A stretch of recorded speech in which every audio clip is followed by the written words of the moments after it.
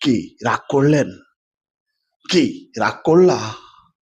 আরে আপনি পরীক্ষায় ফেল করেছেন। ১৫০ জন ছাত্র মাদ্রাসায়, মাত্র ২টা এতিম ছেলে।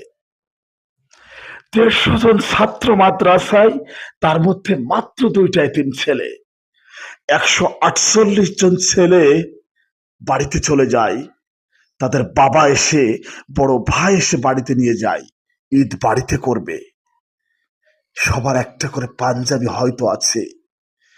১৪৮ জন বাচ্চা বাড়িতে চলে যায়, মাত্র ২টা ছেলে এতিম। ওদেরকে মাদ্রাসাতেই থাকতে হয়েছে। ওদের ঈদ মাদ্রাসাতেই কেটেছে। আরে আপনি তো পরীক্ষায় ফেল করলেন। আপনি পরীক্ষায় ফেল করেছেন, আপনি মনে হয় বোঝেননি। কি রাগ করলেন? রাগ করলা?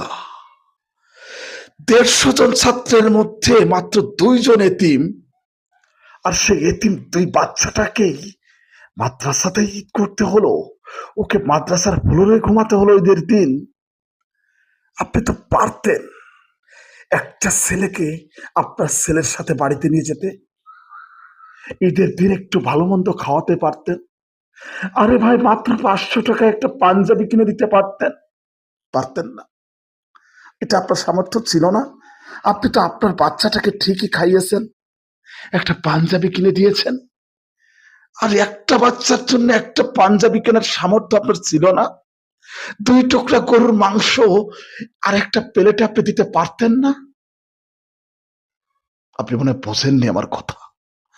আপনি তো পরীক্ষায় ফেল, আপনি অকৃতকার্য হয়েছেন। ওই যে ২টা এতিম বাচ্চা, ওরা ছিল আপনার পরীক্ষার সাবজেক্ট। ওরা ছিল আপনার পরীক্ষার সাবজেক্ট, বিষয়বস্তু, যেখানে আপনি ফেল করেছেন, অকৃতকার্য হয়েছে।